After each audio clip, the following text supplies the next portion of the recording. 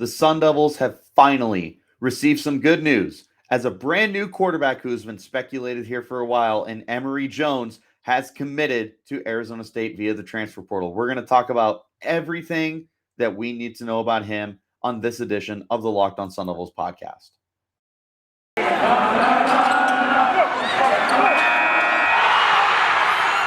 You are Locked On Sun Devils, your daily podcast on the Arizona State Sun Devils, part of the Locked On Podcast Network, your team every day.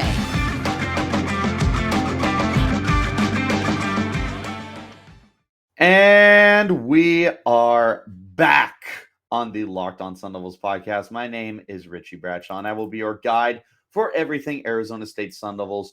Thank you guys so much for making Locked On Sun Devils your first listen every day. Remember that this podcast is free and available on all platforms, including YouTube. If you want to check us out in a visual platform, wherever you get your podcast, though, make sure you like, subscribe, comment, 5-star, share, rate, all that good stuff. Let us know how we're doing. If you're on Twitter, follow me at RichieBrads36 and follow the podcast where there as well at LO_Sun Devils. Today's episode is brought to you by BetOnline. BetOnline has you covered this season with more props, odds, and lines than ever before. BetOnline, where the game starts. Guys, it's been doom and gloom in Tempe for quite a while now. There's been so many transfers, 17 to be exact. 17 transfers that the Arizona State Sun Devils football team has had to endure in one offseason. I mean, that's a lot over like a 4 to 5 year stretch. To do it in one offseason is just completely unheard of for a Power 5 program. I can't remember the last time I saw a team get dismantled this badly in a span of like 3 to 4 months. I mean, it's just been piling on and on and on. And it's been so hard to stay positive about this football team and the program and the direction that it's going. But Arizona State finally had something go its way in a major way too, as quarterback Emory Jones, former Florida Gator, has committed to the Sun Devils. Now, flashback a few weeks ago, Emory Jones had taken a visit to Tempe and he did leave without officially declaring that he was going to come to Arizona State and become the quarterback of 2022. Now, keep in mind, it will only be 2022. He is a graduate senior. So this is his only season with the Sun Devils. Keep that in mind. Now that that's out of the way, he had left. We weren't really sure what the future held. Were we still in the running? Did he not like what he saw? Was he just weighing his options more? Whatever it ended up being, we weren't 100% sure. So we had to continue rolling the dice with what we had in Trenton Bourguet and Paul Tyson and the rest of the guys. Which is it the most exciting thing in the world? No, but it was the future that we had to deal with, right? It was the situation that was laid in front of us, and I'm not trying to say this like it's a bad thing. It was just, as I've said many times before, it was an unknown factor.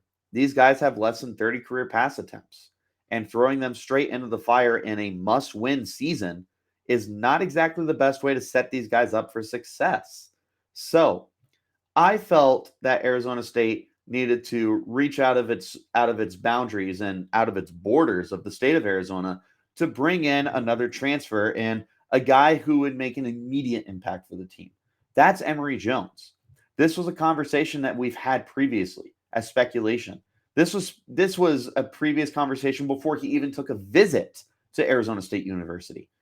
After that, I mean, things have just spiraled downhill to the point where we're almost begging Emory Jones to commit to the Sun Devils. And it finally happened today, Thursday, earlier in the afternoon. It was officially confirmed by Emory himself, as well as the NCAA's transfer portal page on Twitter.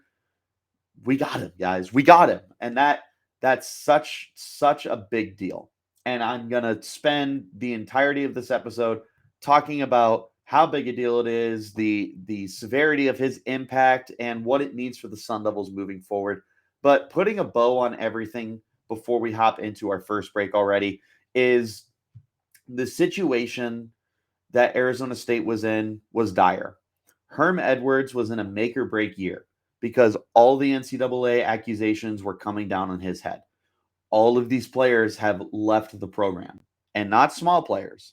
I mean, like important players like Eric Gentry and Ricky Pearsall, Jaden Daniels, all of those guys out the door. Guys you expected to step up. Spencer Lovell was gone. Tommy Hill is gone. There were tons of guys who ended up leaving Arizona State for potentially greener pastures.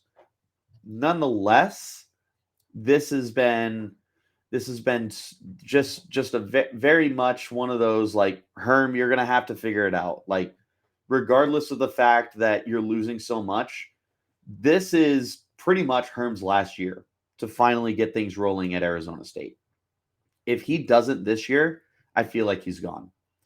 What bringing in Emory Jones tells me is Herm realizes this, and he wasn't impressed enough by what he saw during training camp to officially commit to Emory Jones. Now, remember, number one friend of the podcast, Donnie Druin, has said many a times, and a direct quote to the media was Herm Edwards saying, I hope the guy is on the roster, something along those lines. I'm paraphrasing.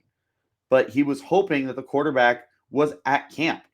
Apparently, he wasn't, because Tyson, Bourget, and the rest of the guys didn't stand out enough. And Ethan Long is transferred. And if anything from what Donnie has told us, speculation wise, is true, I would anticipate Trenton Bourget is also going to transfer. Now, I do not expect Paul Tyson to transfer. He just got here, and Emory Jones is a 1-year option for the team. And if Bourget does transfer, then that would leave Tyson as the sole heir to the Arizona State Sun Devils football team quarterbacking position. So I do not anticipate Tyson to transfer. If he does, I'd be blown away. Bourget wouldn't be shocked one bit based off of what Donnie has told me. Bourget is looking to start now. He deserves an opportunity. So does Tyson. But that's not the situation that Arizona State is in right now. Bless you, Harley. Not my puppy sneezing. But this is not the situation that Arizona State is in right now. Arizona State is in a win now mode. You cannot afford to not be bowl eligible and not win 7 or 8 games this year. If you fall short of your 500 6-6 mark, you're fired, Herm. It's curtains for you. So this was a situation where they absolutely needed to win right now in this moment, no exceptions. Herm has put himself in that situation with the signing of Emory Jones. We'll talk about that more in just a moment, but we are going to go ahead and hop into our first break. When we return, the discussion continues on Emory Jones and the great news that this is for the Arizona State Sun Devils. This is the Locked On Sun Devils podcast.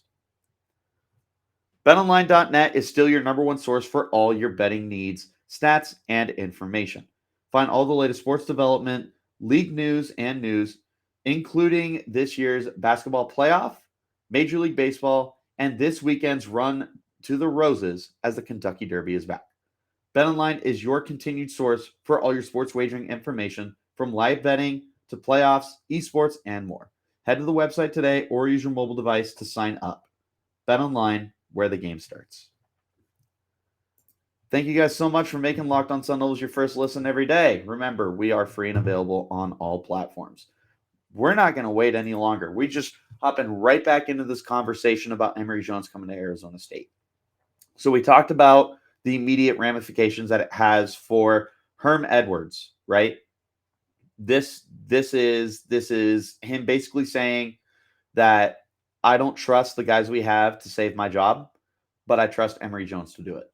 This is not a reflection of Herm saying these guys aren't the future. Okay, let's go ahead and make that crystal clear. No one is saying that Paul Tyson is not the future at Arizona State.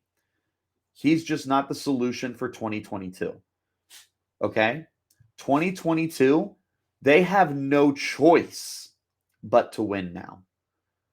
But let's say they go out and they go 8-4 this year and they finish, bless you, and they finish like third place in the Pac-12 South. That takes a little bit of the stress off of Herm.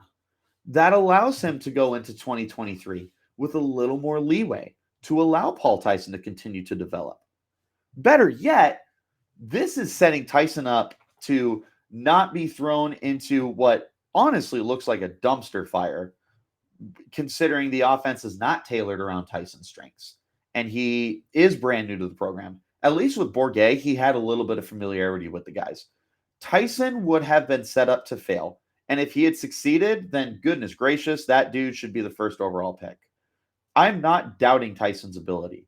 I am doubting the situation would have been set up for Tyson to succeed. It just and yeah, it was a big jumbled mess. Bourget at least had a little bit of familiarity with the program. He would have been set up more to succeed than Tyson was. Emory Jones is coming in. Now I understand that he did not get spring ball with these guys.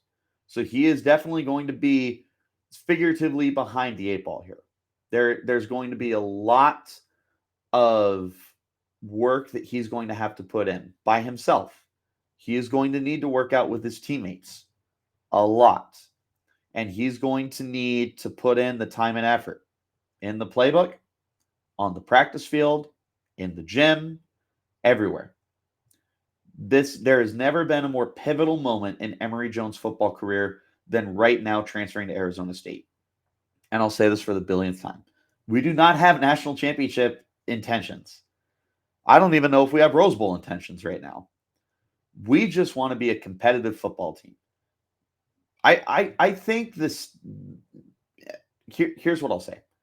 I think that the bare minimum of this team right now is 6-6. That is no longer a ceiling. That is a worst case scenario floor. Is a 6-6 bowl eligible season. Emory Jones led Florida to a 6-7 record last year. A losing record, sure, but he did it in the SEC, and he managed to actually put up some electrifying moments with the Gators.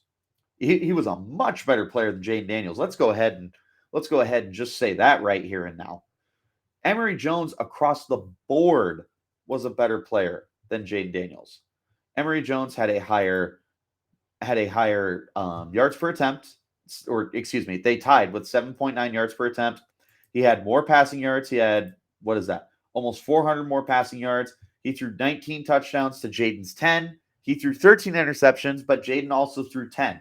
So Jaden with a flat 1.0, at least Emory Jones was throwing more touchdowns than interceptions. Now, the completion percentage is splitting hairs here.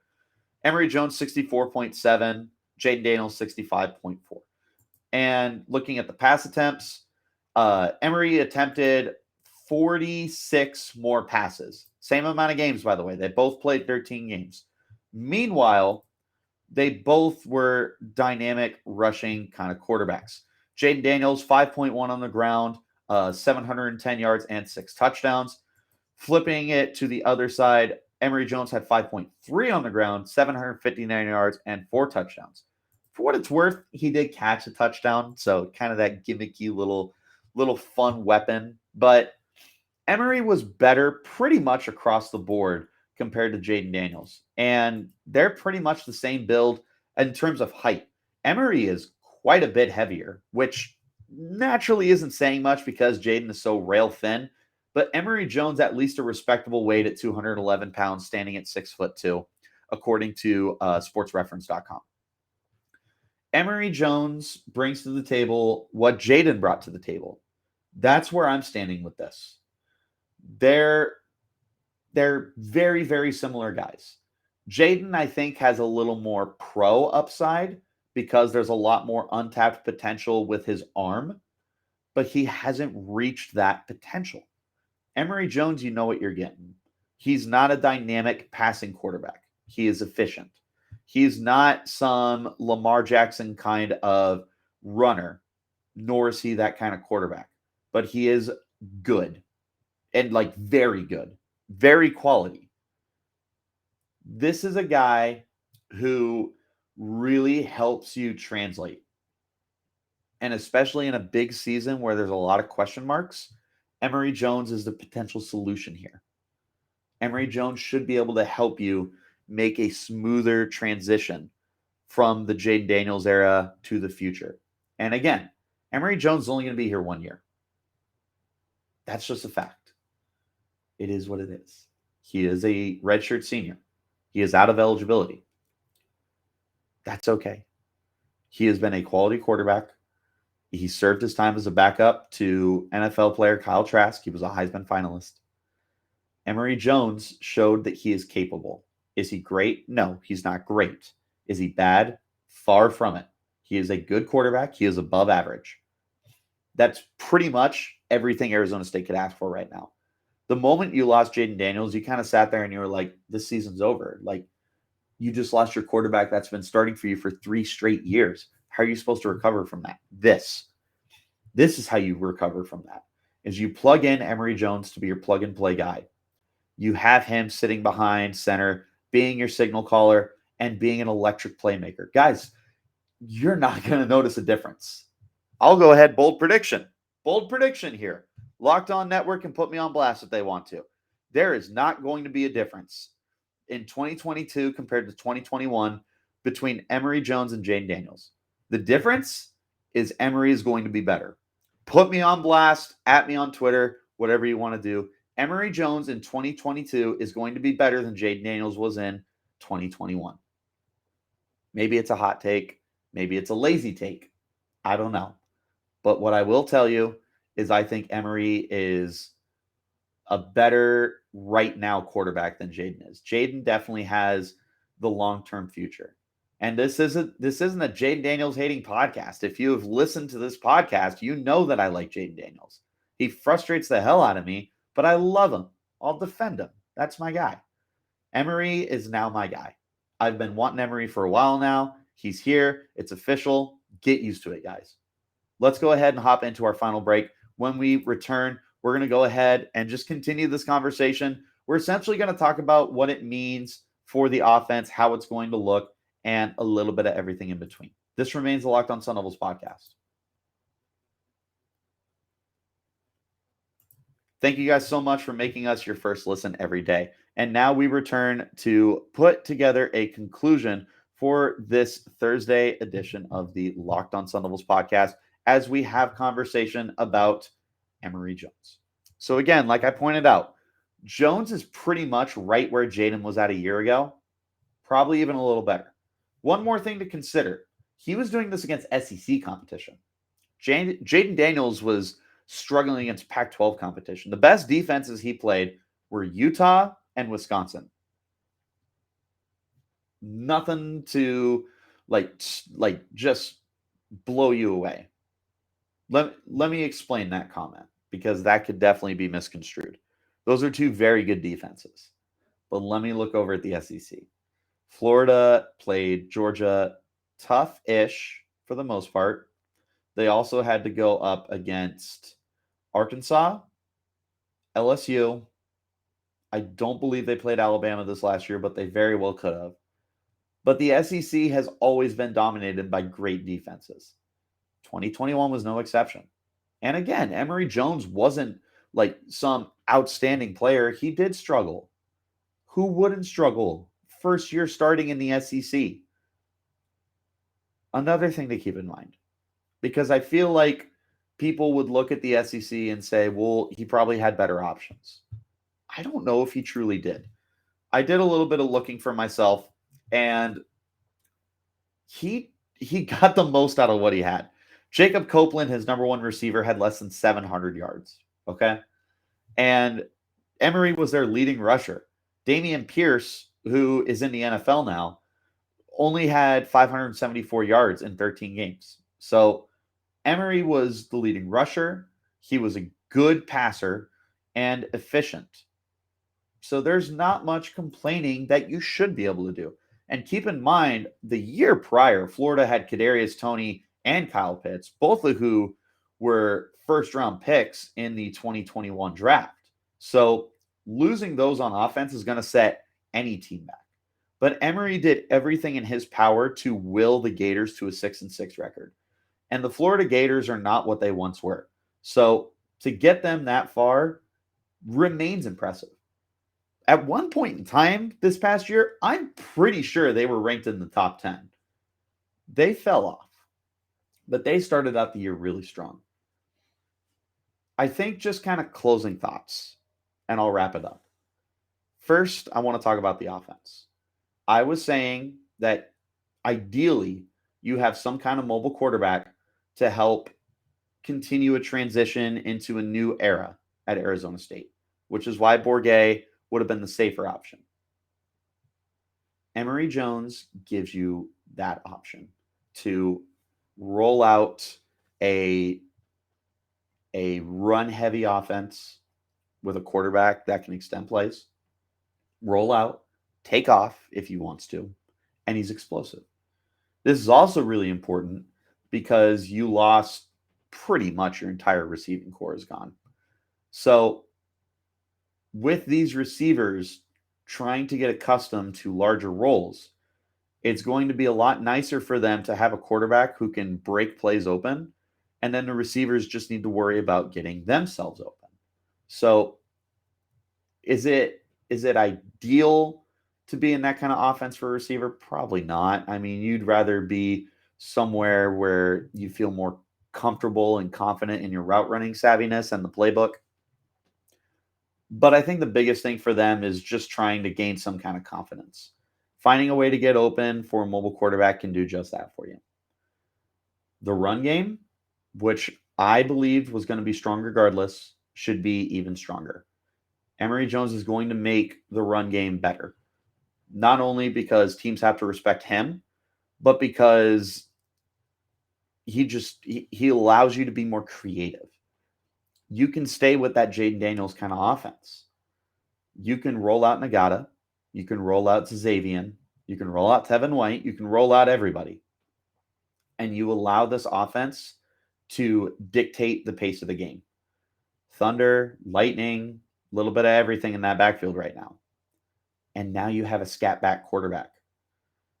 You should be able to finish bare minimum top half of the Pac-12 in just rushing offense across the board.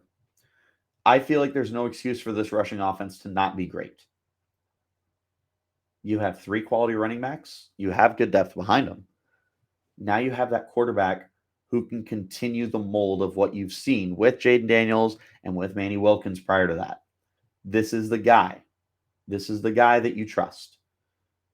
Outside of that, what does it mean for the program right now? It means that everybody realizes this is a win or go home kind of situation. Best case scenario right now, probably 7-8 win season. Worst case is you're not bowl eligible, you lose out. One more thing to consider before we close out. Emory Jones is probably playing for his NFL career. Now, I don't know if there is one. I haven't watched enough of him.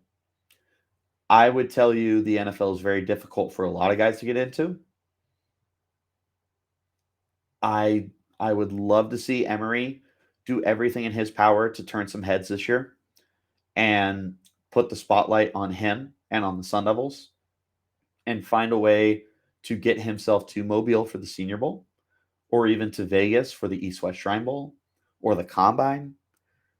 And the best way for him to do that is to go to this broken Arizona State Sun Devils football program, rebuild them, and show the world that he is good enough to lead a team and be the reason a team wins football games.